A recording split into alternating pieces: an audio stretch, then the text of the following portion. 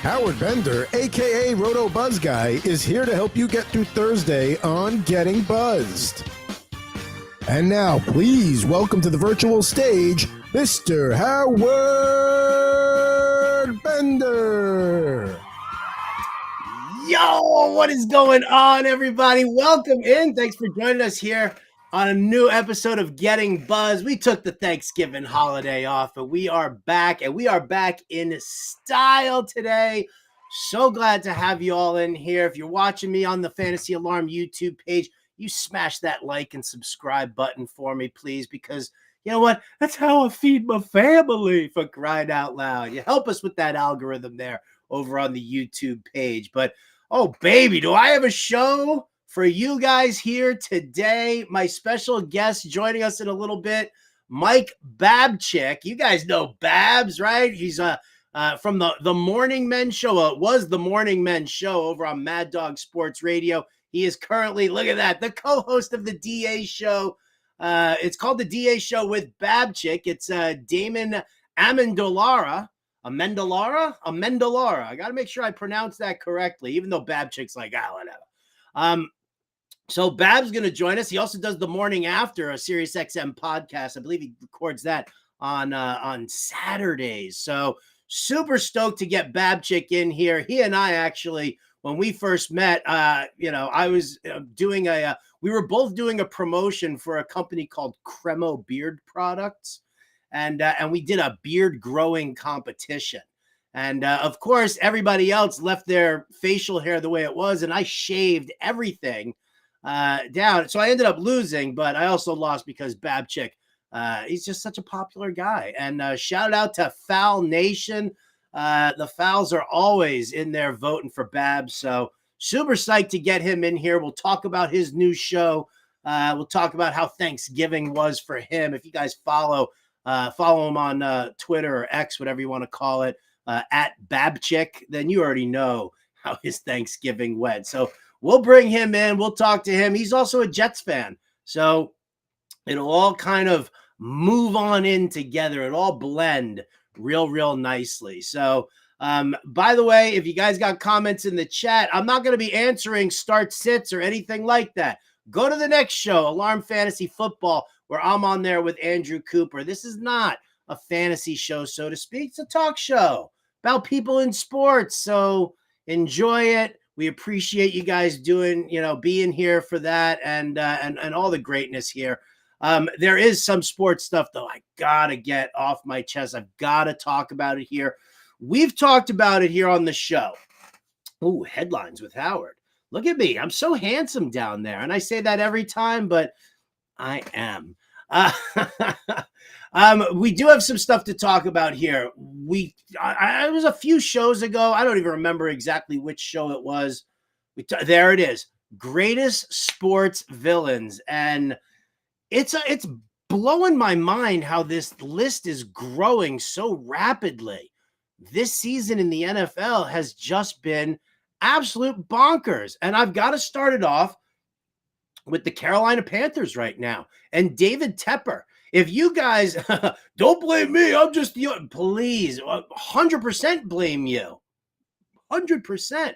Like, here's the thing. So for those of you who might not know, David Tepper is he's a Wall Street hedge fund guy. All right. He started off as a credit analyst, was working for Republic Steel in Ohio. Then he got a job as a credit analyst for Goldman Sachs. And as he was going through there, he kept getting passed over for partner. So he was like, screw this, I'm going out on my own. He started Appaloosa Management.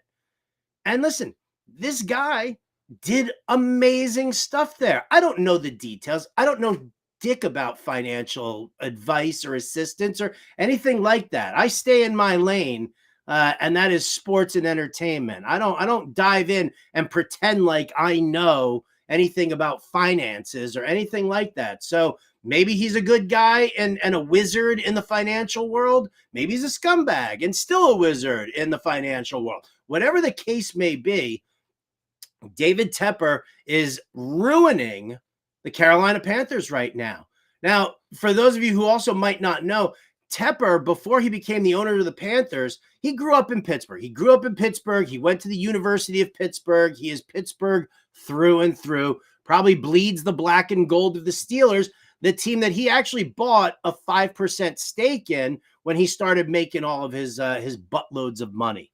Well, he wanted his own football team. He got his own football team in the Carolina Panthers. He purchased them in 2018. Since that time, this has been like a franchise almost as big a laughingstock as the New York Jets.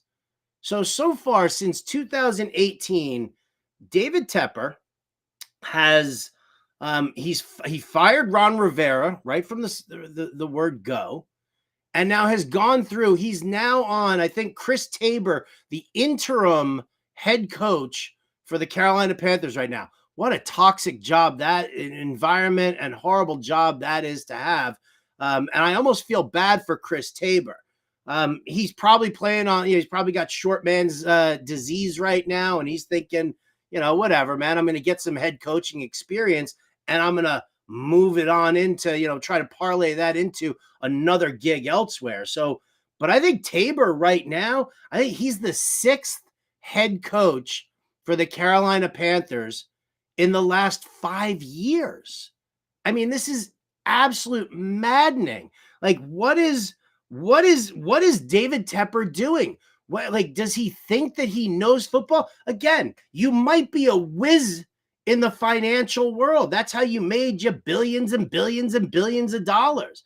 Does that qualify you to know how to run a football team, how to rebuild a franchise in dire need of some structure and new personnel and everything like that? Like, the Panthers, when they first became an expansion team, they did great stuff. Bill Polian was in there with the team. They had Steve Wilkes coaching them at one point. I mean, there were solid guys, solid football people in there. Tepper doesn't know shit. I don't mean to use the bad language, and put your earmuffs on if you don't like the swearing, but this is unbelievable. Is that my beep? Was that my beep there? Adam Bernard, my producer, everybody. What is going on, Adam Bernard?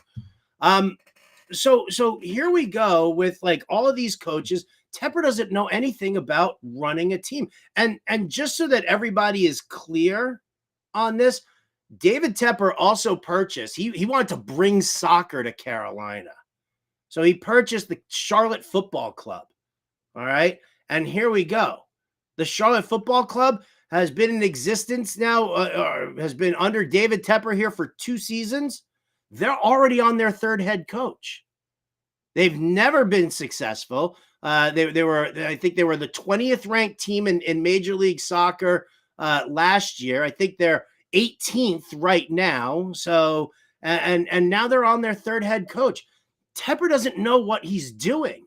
And this being all like whimsical, like, I'm going to be George Steinbrenner and I'm just going to keep firing the manager over and over again is ridiculous. What Tepper needs, and I spoke to Andrew Cooper about this, and Cooper and I were talking, and it really, it's a very valid point. What Tepper needs to do is he needs to hire somebody who really, really, really knows football, right? Maybe it's some GM experience, whatever. Just bring him in as a consultant and have that person serve as a buffer between Tepper and anybody else in the organization. You get one guy in there, right? If Bill Belichick is ready to, leave the Patriots, right? Belichick would be the ideal type guy for that. You get somebody who knows the game and who knows how to handle an owner who is reactive, who isn't, doesn't understand. There was a time where Tepper was talking. I remember an interview that he did, and he was like, markets adapt. People adapt. You got to block out all the noise, right? They say the mark of a good leader is somebody who surrounds themselves with quality people, delegates authority, right? And doesn't interfere. Tepper, not interfering. Like, that's the problem here right now. And so when you've got an owner who is reactive and doesn't understand the situation, this is what you get. You get this constant turnover of coaching. Like, how is Bryce Young going to even remotely develop when he just had to learn Frank Reich's entire system? Now he's going to learn another entirely new system. And if Tepper has his way, you'll probably end up like Bryce Young having to go and turn around and learn an entirely new system. It is very difficult to learn a new system in football. I mean, look at what we've seen in a number of situations. There are quarterbacks who are young, who struggled early on in their career because of the constant coaching turnover. And it's a massive problem. And so Tepper needs that guy. He needs somebody in between. He needs the buffer. So until he gets that buffer, until we see that, Dave Tepper, you are now among the rest of the villains that we are talking about here in sports, because this is terrible. This is absolutely terrible. And I feel bad for the players. I feel bad for the coaches. I feel bad for, and it's not just football, it's football, right? It's soccer. Both teams gonna be a nightmare. To also add on, to pile on with our sports villains, this is a situation that I can't stand. This right here is a situation I can't stand. And I'll tell you what, I warned everybody before the season. Y'all got me all, oh, Howard, you got to watch Hard Knocks. You got to go check that out. I warned against the Aaron Rodgers, bringing him in, the circus that could develop. Did I predict that he would get injured on the first play? No, but I will say this. When everybody started getting me all on the hype train about the New York Jets and being on Hard Knocks, I said, I have not been this excited about the Jets since 1999. They went to the AFC Championship the year before, and they were starting in 99 as a favorite to win the AFC East, to win the AFC. The Jets were looking great in 99. And what happened? Vinny Testaverde ruptured his Achilles in the first game, for the New York Jets. So I did put those two together there. I'm not saying I predicted Aaron Rodgers' injury, but here's the thing, and I've talked about this here on the show before, and I've talked about this on SiriusXM. Rodgers coming back from it. Now, there are all sorts of conspiracy theories going on that Rodgers didn't rupture his Achilles. They never said that he had surgery. They only said that he had a procedure.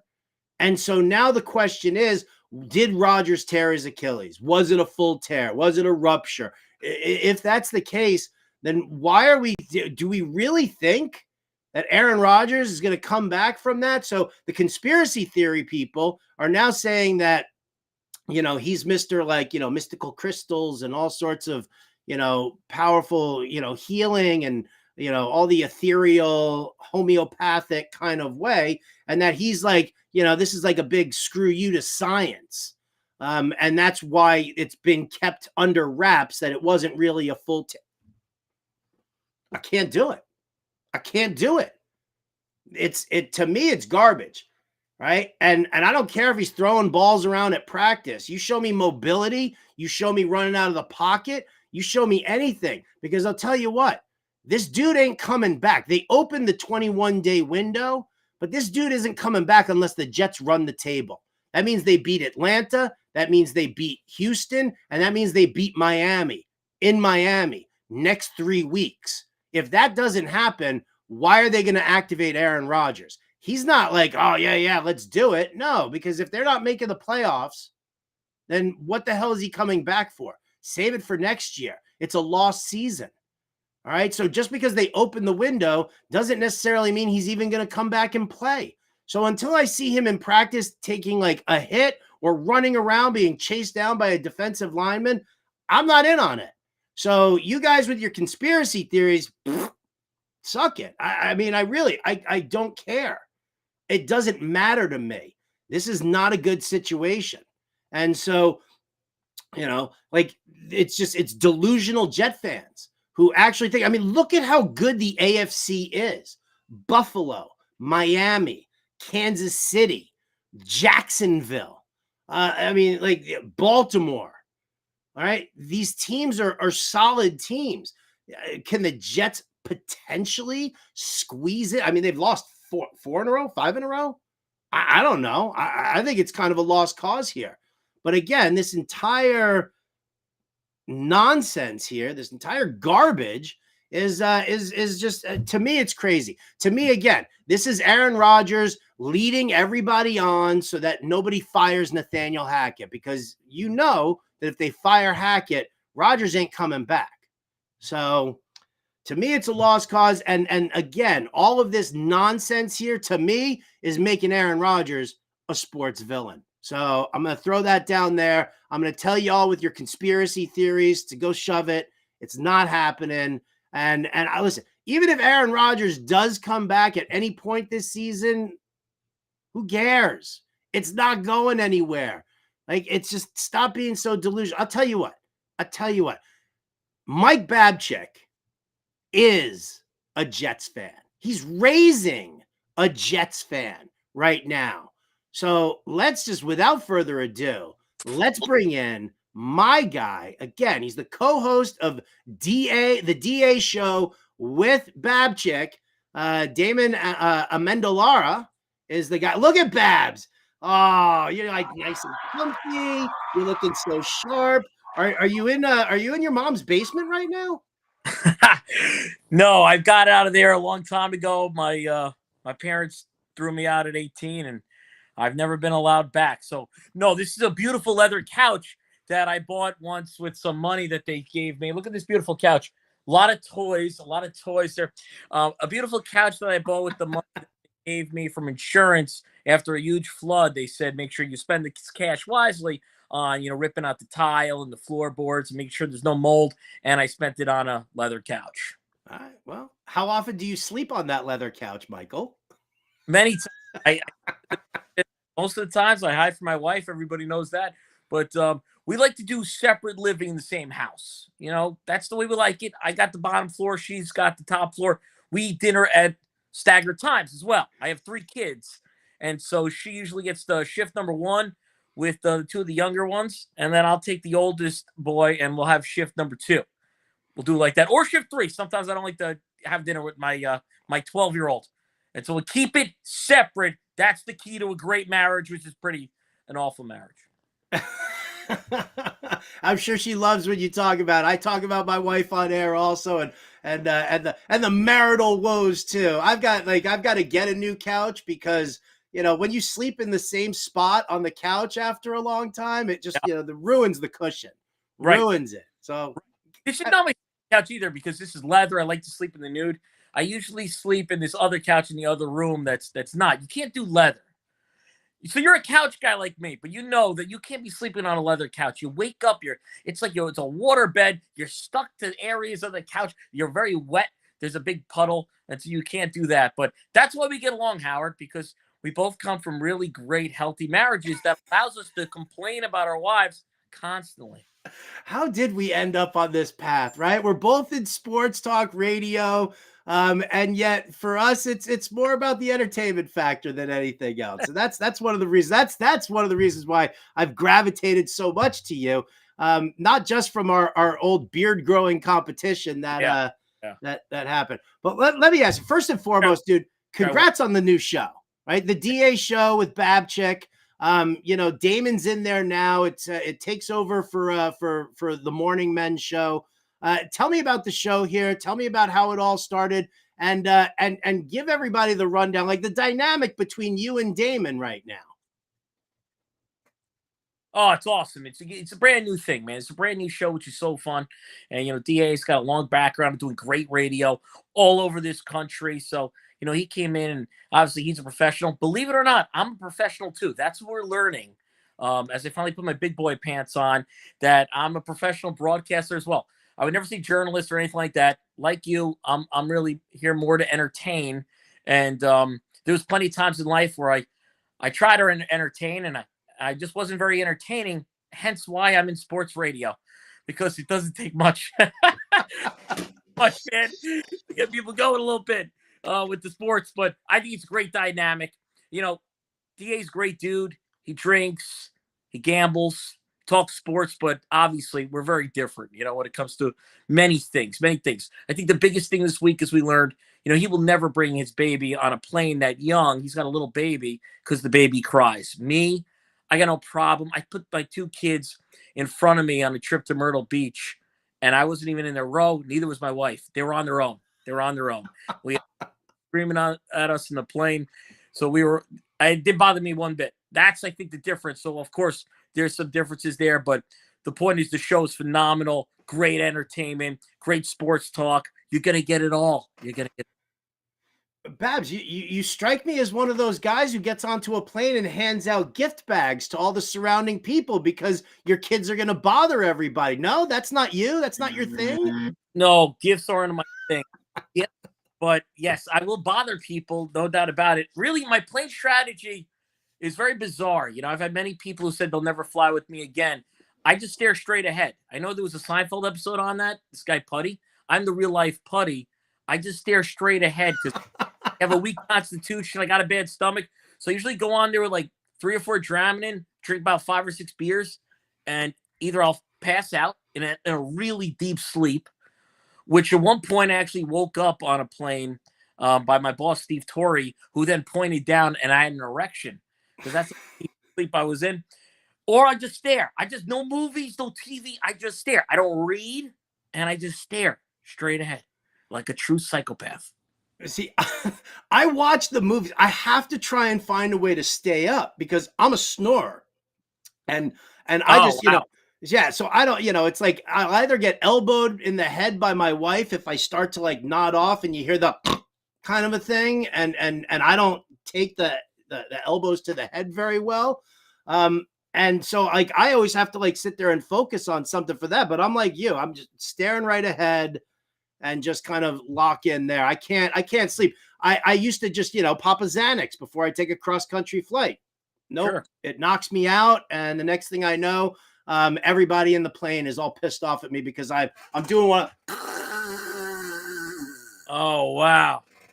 Wow. Yeah. If that, see, if you were next to me, I just put things in your mouth. Yeah.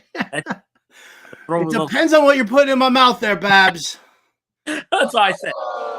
Yeah. Oh, I like the sound effects, man. You got a fun show here, man. Howard, you are the man, though. You do great things all over the place, but really, it's about the beard competition is where that was our origin story, and I kicked your ass. You kicked my ass because you didn't shave. I shaved everything off before the comp. Like, I thought that's what we were supposed to do. And then we're up against this dude who's got like a fucking Yeti sitting on his chin, right? And we're up against him. And then I'm up against you and Foul Nation. Like, right. I can't compete with that. No, right. I don't have the love like that. Yeah, but that was a huge mistake by you, shaving. Why would you go with integrity of the game and the content? You just start with the beard, and then you're already ahead of the game. So you took this thing way too seriously, thinking that there was like standards and practices. No, in reality, it didn't matter. I could have shaved the beard, kept the beard. You're right. Foul Nation put me over the top. They totally put you over the top. But I thought, first and foremost, I thought this was just to get you against me. And I was like, look at pictures of Babs. He's got like pubes hanging out of his cheeks right now. So I wasn't even concerned by that. Like, I thought I had you no problem. And then the next thing I know, it's like 1 billion people voted for you. 4 people voted for me. And I had a great beard going and you didn't have shit. No, that wasn't about the beard, man. It was never about the beard. Why would you think it would be about the beard and the beard content? What are you thinking? Not thinking clear. Thinking clear.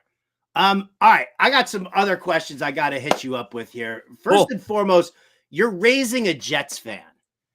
And like, I mean, I think you and I spoke like really early on, like during the preseason, and we were possibly talking about putting a fantasy league together and making that happen. And you got crazy busy and I got crazy busy, and that never happened. But we're both Jets fans.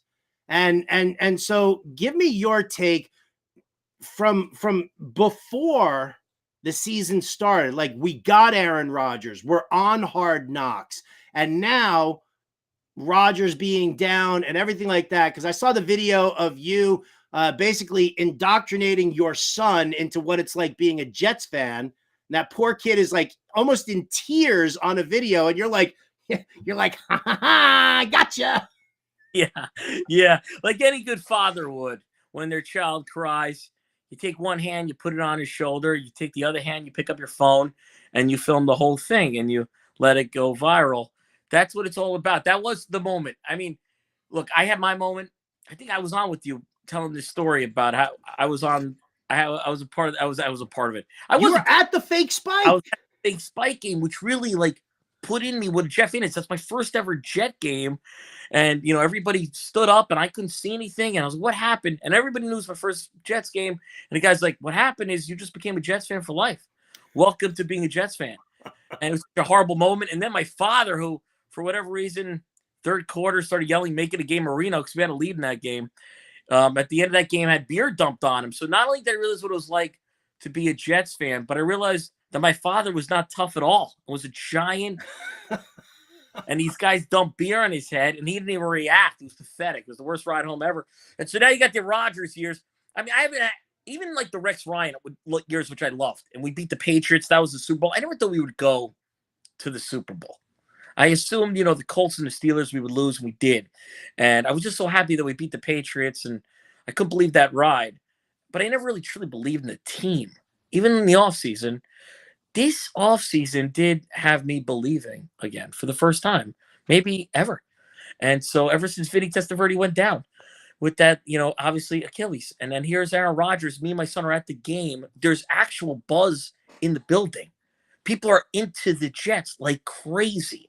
It was so much excitement. It was the greatest intro I've ever seen. It was the greatest beginning of a Jets game ever. But I really do call that the best and the worst Jets game I've ever been to because Aaron Rodgers goes out after 75 seconds, and the Jets hang on for a miraculous win, which was great, but you knew the season was over, and nobody believed in Zach Wilson. At that point, I had no hope.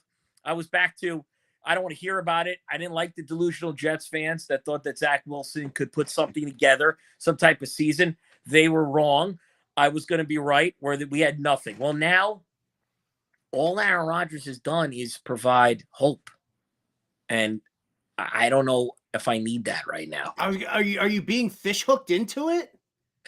I feel like he's going to play unless the Jets step in. But yeah, I'm being sucked back in. I don't need a meaningful December football game in a meaningless season. The season's over. They're not going to make the playoffs. So there is no meaning here. But yet now I got to watch and make sure that every snap he stands up and every time he gets knocked down, he gets back up. And so we're just going to be sitting out all nervous all over again. That part I'm not fond of, but I am a Rodgers fan. I'm not critical of him at all. I don't care. He's a D-bag. He's an egomaniac. He wants attention. He hates his family. Who cares? I don't care about any of that. I don't care if he brings along Hackett or not. It doesn't matter to me as long as he's here and he's winning games. But does he need to play just to prove to the world that he's the healthiest and he came back quicker than anyone else, which is obviously why he's doing it? No. And I don't need to see him in December. I want him fresh for next year. Yeah, fresh for next year, 100%. Like this is what's killing me the most, right? Because you say bring Hackett along for the ride. Nathaniel Hackett is garbage. And as soon as Rodgers went down, I said we're completely done because Nathaniel Hackett can't coach a team. He can't coordinate an offense unless Aaron Rodgers is there. Because when Nathaniel Hackett sends in a play, right? He's like, okay, I want you to do this, this, this, this. Aaron Rodgers is like, what an idiot. This is what we're going to do, guys. Yeah. Like that's how the huddle conversation happens, right? With Hackett, he'll like throw in some suggestions, with Hackett, with Rodgers under center, Hackett's play calling is a suggestion. When it's Zach Wilson or any other quarterback under center, they go with what the coach is telling them to do. And he is horrendous. And I'll tell you what, I'm not into the whole Jets conspiracy theorists who are saying that it's not a rupture and he was hiding the whole thing because he wanted to like show up science or whatever the bullshit excuse that they're trying to like put together here.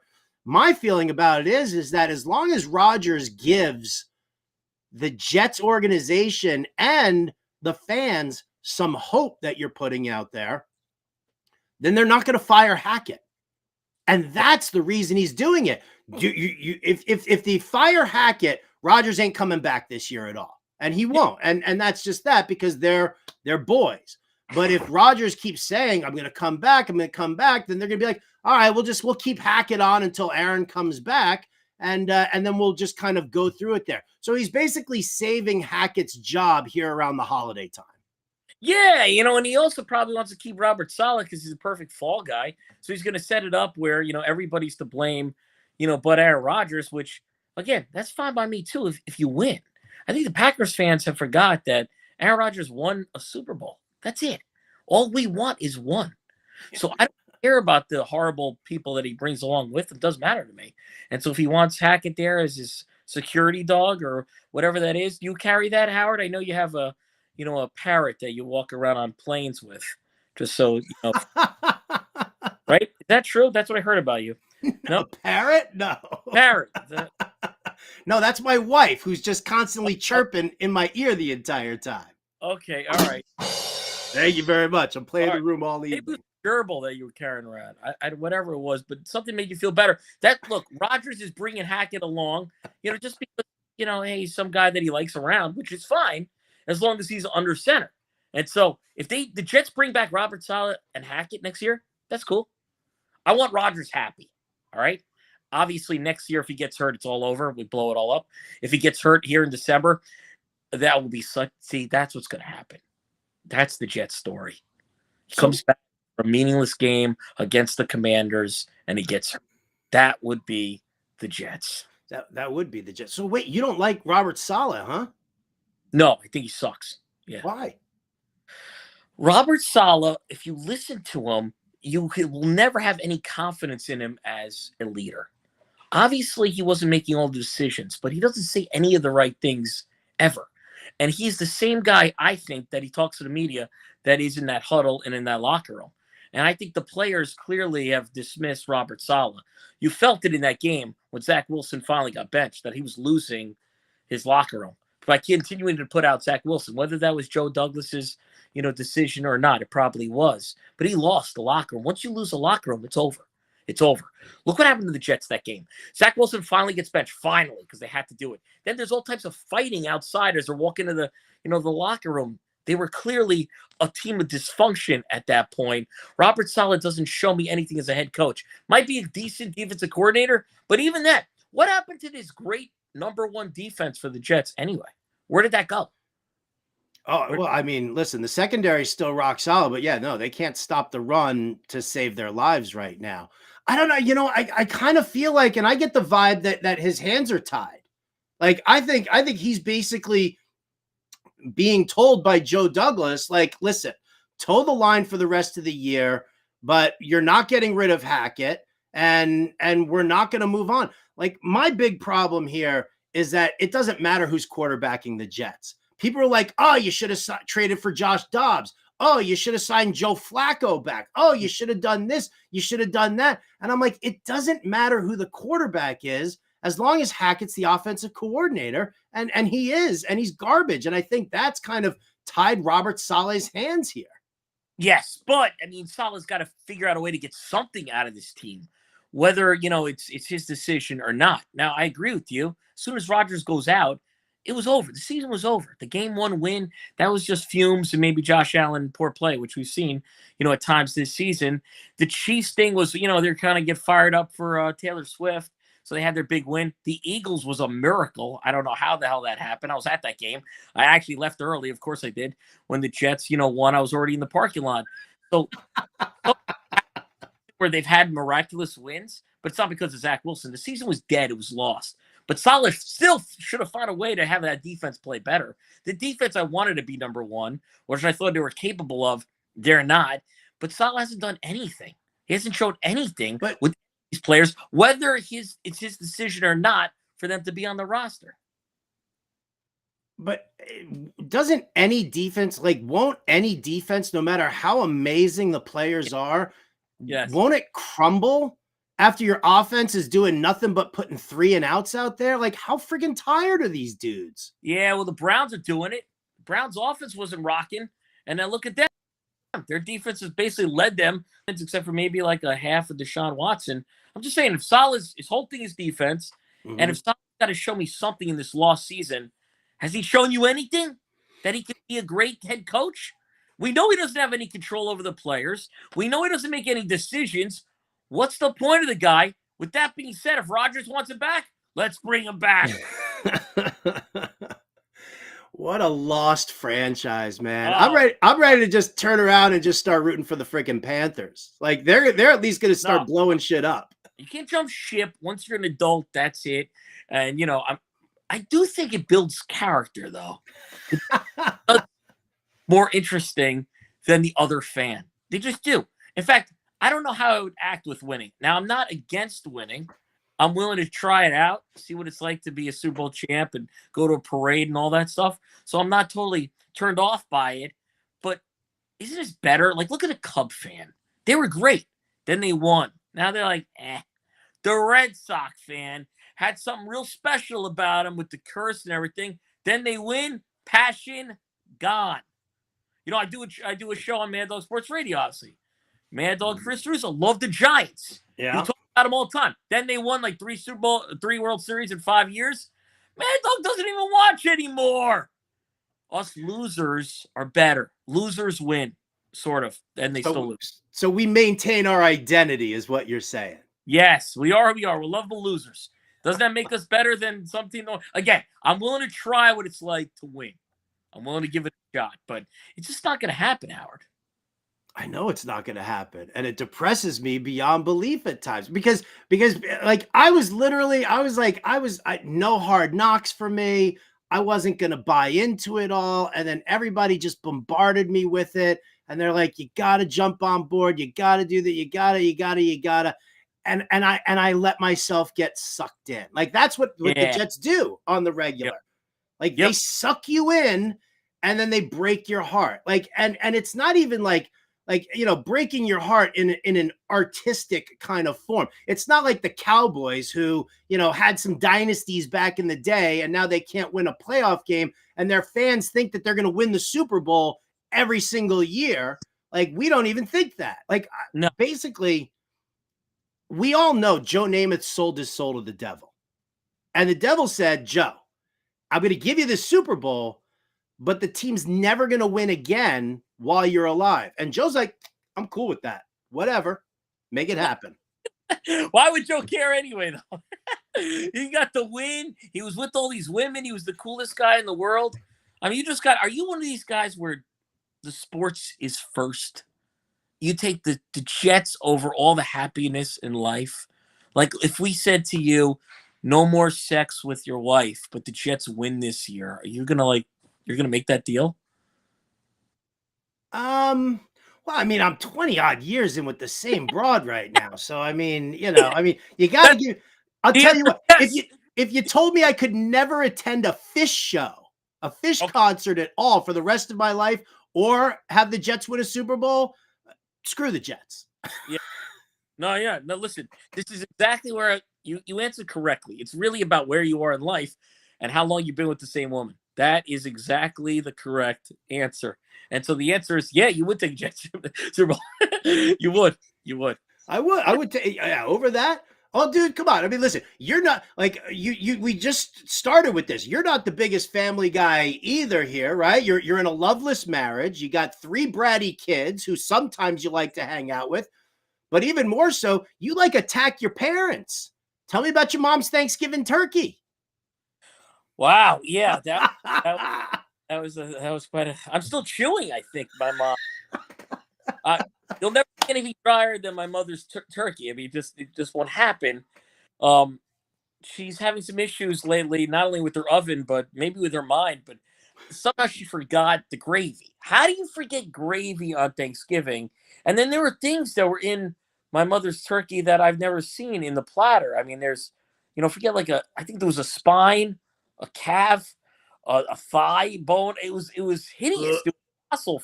It was rough. It was a lot of bones in my mother's turkey. But I didn't attack her for it. I just said I'll pass on the eating of turkey. You posted pictures of it on Twitter. Yeah, if I got to suffer, the world should see my suffering and suffer with me. This way, what I was really trying to do is bring me into your home for Thanksgiving next year. You know, I'm willing to go anywhere in the country as long as somebody flies me to go to their home, and then I'll be a part of their Thanksgiving feast. And I treat Thanksgiving more of a drinking holiday than an eating one. And so it's on. Just let me know when and where. I promise you we'll have a memorable time. I kind of want to tag along. Why can't I go to the Bender house? Oh, because we don't do Thanksgiving here. I just kind of lock into the football games and have to like sit and deal with that. My wife does. Yeah, we just don't have an extended family, so it's like whatever. What are we gonna do? Cook a giant bird for two? I mean, yeah. Wow. Well, you know, and you say a loveless marriage. You know, I was telling the story on the DA show at Babchik. You know, I go to tell my wife, I'm like, you know, we're talking, and I recorded her on the air and stuff, and I said, at the end, I said, I love you. And then she said, what did you do? Why did you say that? Yeah. Like that? A bliss, but maybe that's not exactly love. Well, it's a matter of trusting, right? Like that's what it is. Love and trust are two totally different things. Two totally different things. But, you know, the nicer I answer my wife, she just assumes I'm guilty. And so I live a life where I don't do many nice things like that are out of the norm. You never want to raise the bar anyway in any type of relationship because you got to keep it there. So like, why do that? But the more I do where I try to like, hey, let's, you want to talk? Obviously right away, she's like, who you banging? I'm like, well, I'm going to go stay downstairs. I got that this year, my wife's birthday a couple of weeks ago. What? And I got her a card. Oh, what did you I don't buy cards. Yeah. Like I just don't do cards. I think it's ridiculous. I'm not paying $7.99 for a piece of paper folded in half. Like it's just not going to do it. Like I'm not cheap or anything like that, but I just think cards are a colossal waste of time. I got her a card for her birthday and she was like, what's going on? Yep. Wow. Can't do it. You see, you screwed up. Yet all these years, all the years of hard work that you put in, and you put it in by not doing anything. You got to keep it there. You've done a good job, and then you blew it, and you bought her a card. Never do that. Never. But I do like that when they accuse you of stuff like that. It does make me feel like, wow, I still got it. Like, right. She still thinks I can get it anywhere else?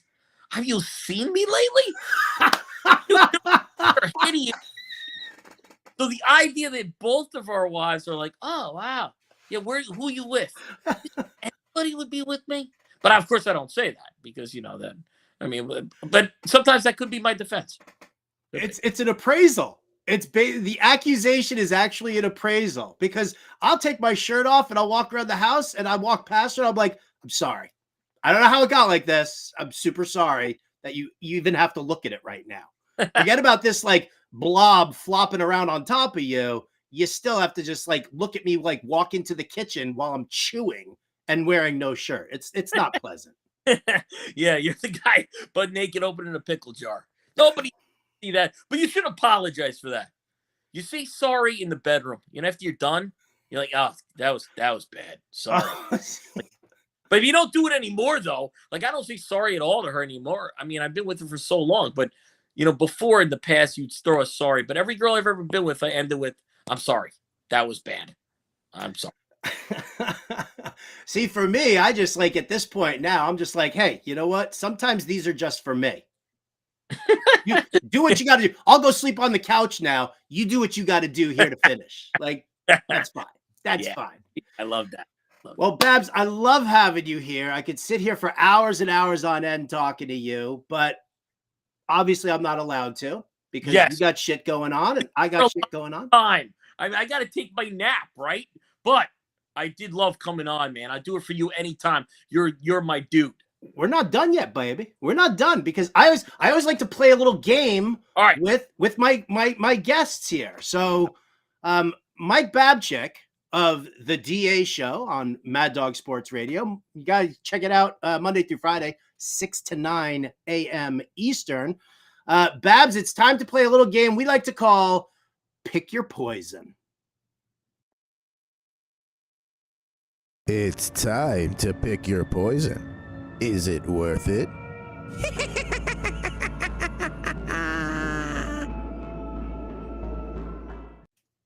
All right, Babs, here we go. Right, there's my production value right there, huh? I like that. I Shout like out to Adam Bernard, my producer here, who you know. Adam Bernard is your producer. Pop in here, Adam. Come Oh say my hi. God, where is my guy? Why do you say you don't text me? I was going to text you after. Why do you make Howard reach out to me and you can't even say hello? That's amazing. I didn't make him reach out. He books the guests. Wow, Adam Bernard, I watched him destroy a phone once. Just every piece was just completely just gone. Just smashed. That was a rough day. We're not going to talk about that day, though. I've broken multiple phones there. When they upgraded to the phones with like the color screens and stuff, I had to stop. I'm like, I can't break $600 phones. Like, that's absurd. But only had the rotary dial ones before that. He smashed them all. All the time. What's up, buddy? What's up, man? I was you know what I was trying to dig up was the picture of me, you, and Joey at a Jets game like circa 2015. You were bombed. I just came down to meet up with you. It was a Jets-Eagles game, I think. I couldn't find it. But I did find a couple of other photos that we will see at some point from your Man Banter days. Oh, I like that. No, that doesn't sound like me. Bombed at a Jets game? That must be somebody else. Yeah, probably. That doesn't sound like me at all. Maybe I got you mixed up. I don't know. I was bombed. Yes. Yes, I was. Yes. Ridiculously. All right. Well, Babs, this is a game called Pick Your Poison, and Adam Bernard is the architect behind this. So here you go. Here we go. You have to decide here, Babs, if the sacrifice is worth the trade-off. So it's kind of like what you just put me through with the Jets winning. Are you ready? I'm ready. All right, Babs. The butt fumble never happened, but the Red Sox win Game 7 of the 2003 ALCS and not the 2009 World Series. Wow. Well, the Aaron Boone home run, if I remember correctly, the Yankees lost the World Series. They did. The Florida Marlins, the following series, yes. They lost to the Marlins. So, you know what? Bye-bye Aaron Boone's memory, because who cares? It didn't even lead to a championship. But the butt fumble, every single Thanksgiving, of course I was at that game. I was at the Sal OC trip game. And remember one of the coaches tripped somebody? That was just one. I was at the Sam Darnold, I saw Ghost game. I was at this horrible Hail Mary with the Dolphins, obviously, that we just witnessed on Black Friday. I need to stop going to games. So, yeah, the butt fumble, I'll say never happened. No problem. That never happened. Neither did Boone. Screw Boone. I hate him now anyway. He's garbage. Ooh. That was too strong? I take it back. He's mediocre. All right, here you go. Scenario number 2. All right. The Jets. Now you got to go back to your childhood here. The Jets properly defend that fake spike, but you never get to have and make memories in your beloved Whack Shack. The Whack Shack is the name of my tool shed. Wow. No, wow. Okay. No, the fake spike's fine. That's how I became who I am. That was the birth of little Mike Babchik. So without the fake spike, who knows? Maybe I'm not even talking to you right now. So the fake spike has to remain because I've enjoyed this time together. Well, fake spike stays, no problem. It's cool. And I need the Whack Shack, obviously, at all times. And Hand Central Station is obviously key as well. Oh, I like that. I've in my little shed here that my wife is not allowed in. This is like the He-Man Woman Haters Clubhouse in here. Do a little high sign for you right there. So I get you on that one there. Yeah. This is like it's necessary. All right, I'm fine with that.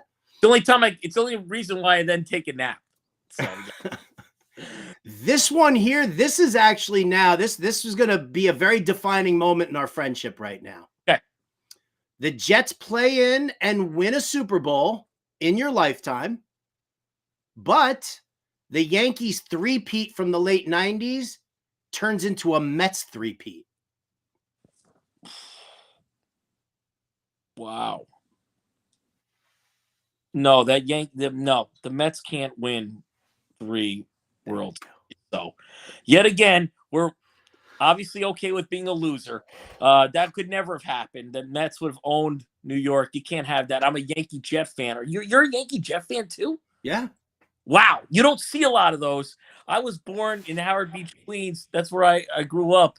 And back then, everybody was like a Mets Giants fan. Because, you're talking about as a little kid and, in the, 86, 7, 8, 9, 90s, they're all Giants, Mets. So good for you. You're a Jets, Yankees as well.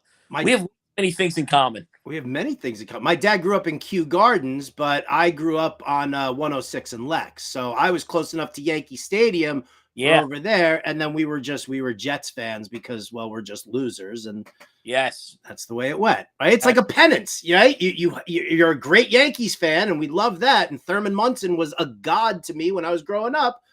But now I got to also worship guys like Richard Todd and Pat Leahy from my dad.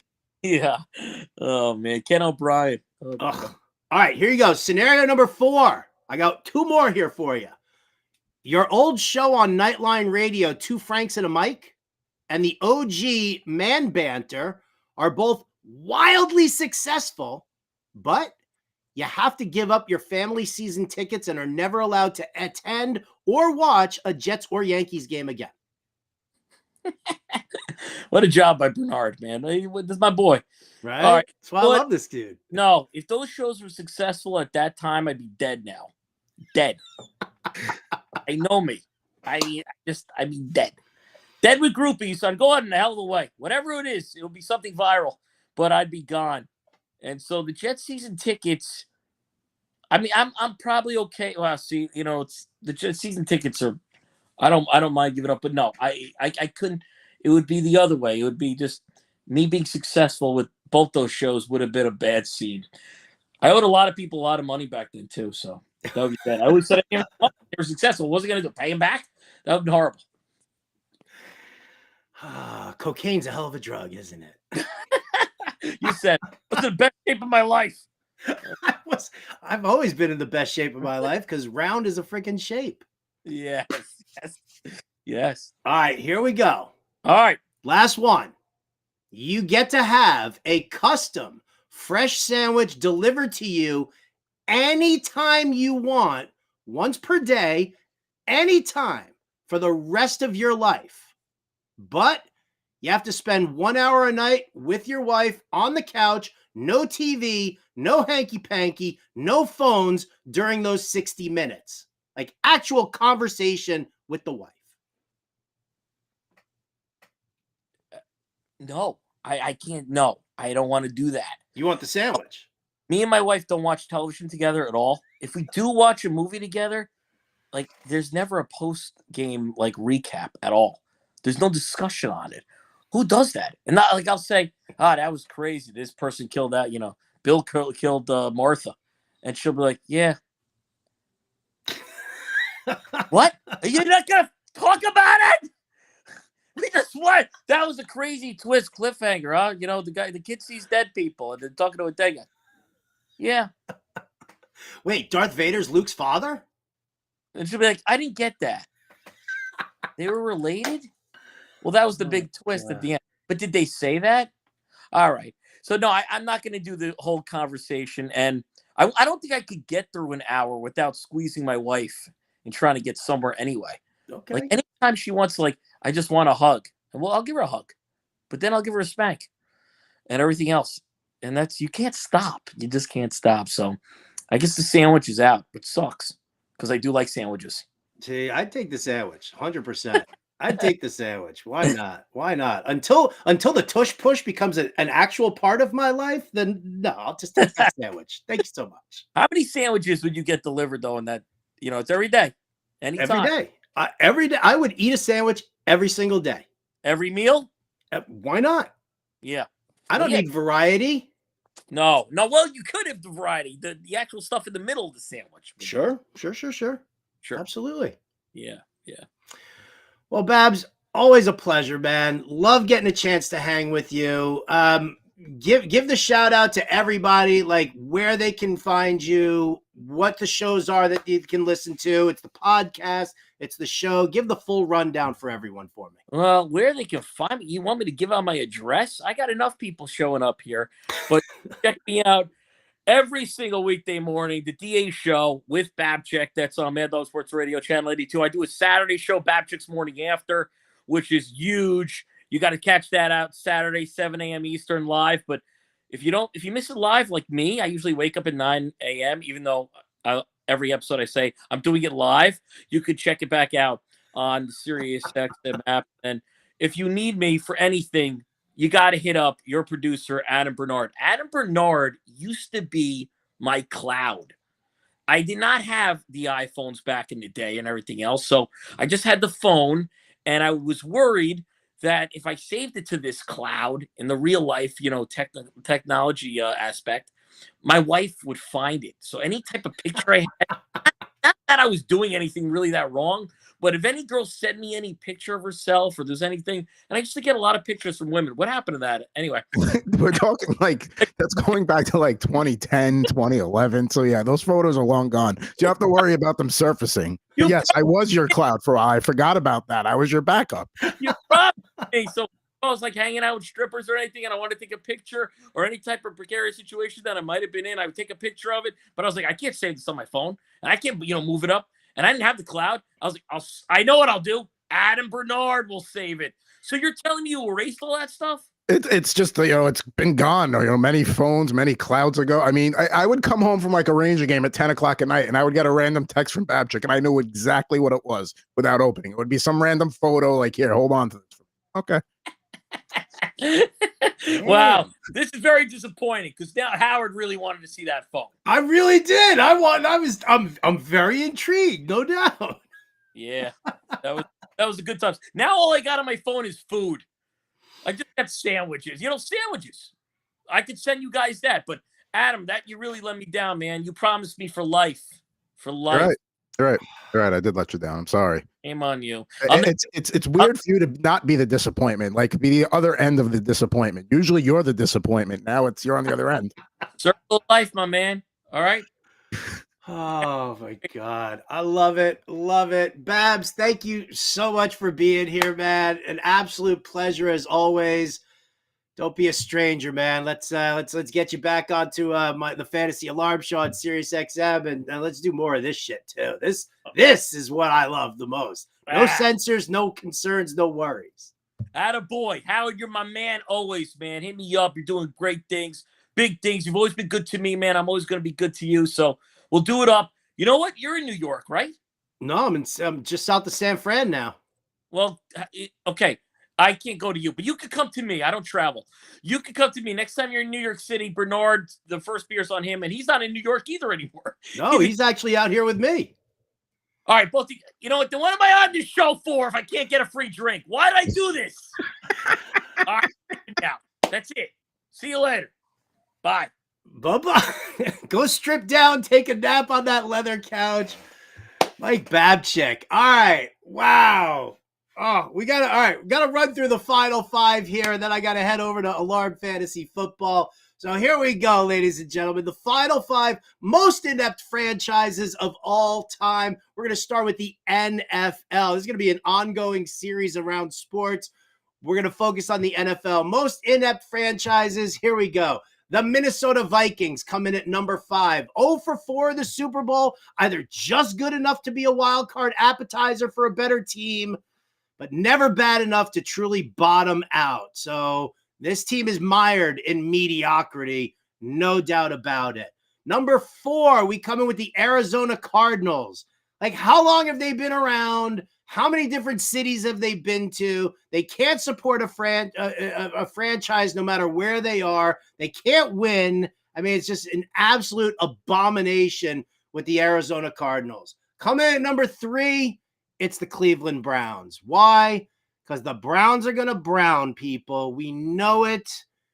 And that's just the way it goes. You're saddled with Deshaun Watson right now, all that nonsense that's going around. I weep for you guys. You have great defense, horrible offense. Welcome to being the Jets. At number 2, the Detroit Lions, the lovable losers. You guys are like the Chicago Cubs of the NFL, right? Everybody knows that the Detroit Lions, no matter what kind of talent they have, whether it's Barry Sanders or Megatron, it doesn't, Amon-Ra St. Brown, it doesn't matter. This franchise always loses. They always find a way. They've never won the Super Bowl. they definitely come in at number 2. And of course, the number 1, the New York Jets. And I leave that with no comment. That's going to do it for us here on the show. Big thank you to Mike Babchik. Big thank you to Adam Bernard, my producer. I love you all so much. I got to go check out Alarm Fantasy Football. I'm Howard Bender. I'll catch you next time.